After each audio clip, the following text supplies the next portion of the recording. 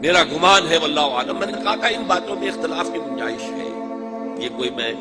قرآن و حدیث کی مجھ سے نہیں کہہ رہا، لیکن جو میرا مشاہدہ ہے افغانستان کی تقسیم ہو جائے گی، پختون حصہ جو ہے پاکستان کے ساتھ ملے گا، اور یہ یہاں پر وادی سندھ جس کو اقبال نے کہا ہے کارواں زی وادی دور و دراز آیت کرو، اس یہاں پر خلافت علی منہاج النبوہ کا نظام قائم ہوگا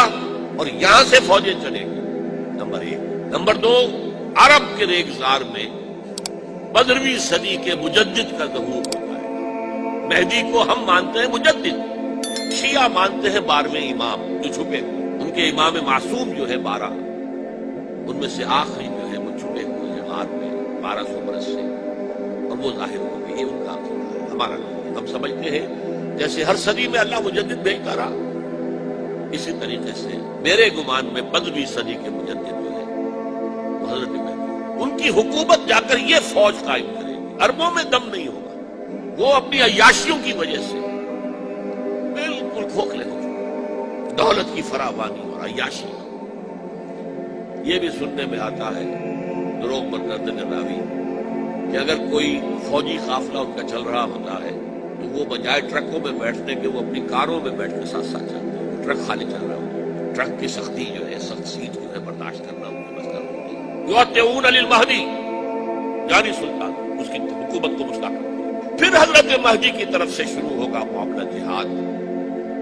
اور یہ سارا جو ملک چھوٹ ہم مسلمانوں کے ہاتھ سے نکل گئے تھے یہ واپس لے گئے۔ اس میں ایک کوشچن ہے جو میرے ذہن میں بہت عرصے سے تھا، جس کا کہ جواب اب مجھے سوچا ہے، اللہ عالم، یہ ساری باتیں میں کہہ رہا ہوں میرے گمان ہے،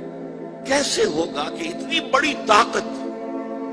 ایٹمک پاورز کے مقابلے میں مسلمان دوبارہ میدان میں آ کر اور جیتتے چلے جائیں؟ میرا گمان یہ ہے واللہ عالم، اس پورے معاملے کا سارا جو ہے ارینا جو ہے وہ ہے مڈل ایسٹ، یورپ، جس میں حدیث میں آیا ہے کہ رومی عیسائی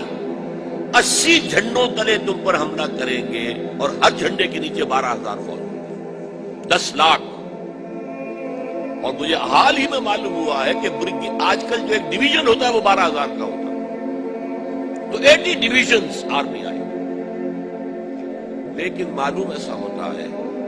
کہ روس، چائنا، جاپان اور میرے خیال میں انڈیا یہ نیوٹرل ہے، نمٹ لو آپس میں۔ ابراہیمی قوموں کا جھگڑا ہے نا کہ فلسطین کس کا ہے، مسلمان کہتے ہیں ہمارا ہے، یہودی کہتے ہیں ہمارا، عیسائی کہتے ہیں ہمارا، تو نمٹ لو، سیٹل یور سکورز، لیکن کوئی ویپنز آف ماس ڈسٹرکشن استعمال نہ ہو، اگر وہ ہوئے تو پھر ہم میدان میں آ جائیں۔ میرا گمان یہ ہے کہ ویپنز آف ماس ڈسٹرکشن استعمال نہیں کر سکیں گے، اور پھر جنگ کے اندر مسلمانوں کے ساتھ جیتنا ان کے لیے ممکن نہیں۔ جن کو موت عزیز ہے، منحصر مرنے پہ ہو جس کی امید نا امیدی اس کی دیکھا جائے، اور وہ مرنے کو تیار نہیں ہے، وہ تو 40,000 فٹ کی بلندی سے نیزی کٹر پھینک سکتے ہیں، نیچے نہیں آئیں گے، اور جب نیچے کچھ اتنے تھے تو جو حشر کیا تھا، تو جو بات کہی تھی رمزفیلڈ نے، ویری ٹینیشیس فائٹرز، یہ افغانستان افغان والے جو ہیں یہ تو چمٹ جانے والے ہیں، یہ ایسے جنگجو ہیں، ان سے جان چھڑانی مشکل ہے، جن کے لیے موت سب سے بڑی کامیابی ہے، شہادت مطلوب و مقصود مومن نہ مال غنیمت نہ کشور میں شاید مسلمانوں کا مقابلہ کر سکے۔ یہ ہے میرا گمان واللہ اعلم۔ بہرحال پہلا مرحلہ کسی اجمی ملک میں جو میرے نزدیک پاکستان اور افغانستان میں مشتمل ہوگا، خلافت کا نظام پہلے آئے،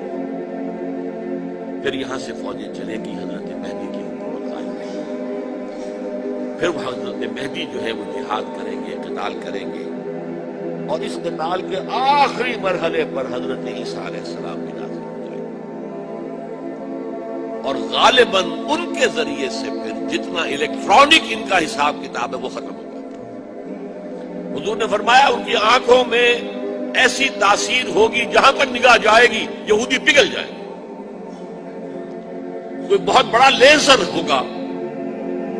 اور ظاہر بات ہے کہ ان کے یہ ہتھیار جو ہیں ان کا مقابلہ تو مسلمان نہیں کر سکتے، اور نہ ابھی آپ کو 100 برس بھی یہ سوچ سکتے ہیں کہ کوئی مسلمان ملک اتنی ترقی کر سکتا ہے کہ ان کے مقابلے میں پہنچ جائے ہتھیاروں کے معاملے۔ تو یہ اصل میں جو شخص سراپا معجزہ تھا، حضرت عیسیٰ جو ہے سراپا معجزہ، پیدائش معجزہ، آسمان پر اٹھایا جانا معجزہ، خلق حیات، بنایا مٹی کا پرندہ پھونک ماری اڑنے لگا، احیاء موتا، مردہ کو کہا اٹھو قم باذن اللہ، اٹھ گیا چلنے لگا، مادرزاد اندھے کے آنکھ پر ہاتھ پھیری اور اس کو آنکھیں اللہ نے دے دی، کوڑی کے جسم پر ہاتھ پھیرا اور کوڑ صاحب، اس سے بڑے معجزے تو کسی کو دیے ہی نہیں ہوئے، سراپا معجزہ۔ وہی آ کر آخری جو بھی ہوگا معاملہ اس کے اندر حضرت عیسیٰ کی معجزاتی شخصیت جو ہے در حقیقت وہ فیصلہ ہوگا۔ میرے نزدیک یہ ہیں وہ چیزیں جس کی بنا پر میں سمجھتا ہوں کہ حالات جو ہے جدھر جا رہے ہیں، حضرت عیسیٰ کے آنے کے بعد 2 نتیجے نکلیں گے۔ عیسائیوں کا مذہب ختم ہو جائے گا، حدیث میں آیا ہے کہ عیسیٰ آئیں گے یکسر الصلیب و یقتل الخنزیر، صلیب کو توڑ دیں گے۔ کیا مطلب؟ کہاں تم صلیب اٹھائے پھر رہے ہو؟ میں صلیب دیا ہی نہیں گیا، یہ سب تمہارا ایک من گھڑت قصہ ہے، مجھے تو اللہ نے پہلے اٹھا لیا تھا، وما قتلوہ وما صلبوہ، صلیب ہی پر کھڑی ہوئی ہے عیسائیت ساری کی ساری، اور خنزیر کو قتل کر دی۔ خنزیر تم نے کیسے حلال کر لیا اپنے لیے؟ کبھی اسلامی شریعت کے اندر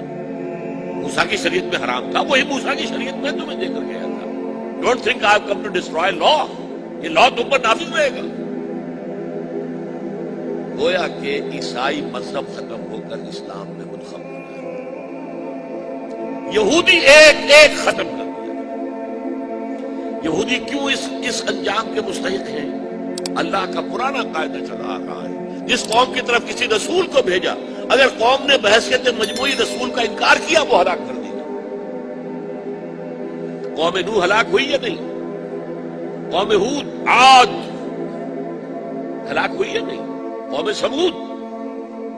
جن کی طرف حضرت صالح بھیجے گئے، قوم شعیب، عمورہ اور صدوم کی بستیاں، آل فرعون، یہودیوں کی طرف حضرت عیسیٰ کو رسول بنا کر بھیجا گیا تھا، انہوں نے رد کر دیا، محمد رسول اللہ کو رد کر دیا صلی اللہ علیہ وسلم۔ یہ اس سزا کی مستحق ہو چکے ہیں، لیکن وہ سزا ان کا رسول ہی ان کو آ کر دے گا، اسی لیے انہیں اٹھا لیا۔ ایک پوز آ گیا ہے، مستحق تو ہو گئے تھے اسی وقت حضرت عیسیٰ کے زمانے میں کہ ہلاک کر دیے جائے، لیکن حضرت عیسیٰ کے زمانے میں حضرت عیسیٰ کو اٹھا لیا اور ان کا معاملہ جو ہے وہ ملتوی کر دیا۔ جیسے کسی کو پھانسی کی سزا تو ہو جائے لیکن ابھی ایگزیکیوشن نہیں ہوئی، ایگزیکیوشن جو ہے وہ ڈیفر ہو گئی۔ یہودی ختم، عیسائیت ختم، اور عیسائی سب مسلمانوں کے ساتھ شامل ہو کر ایک ملت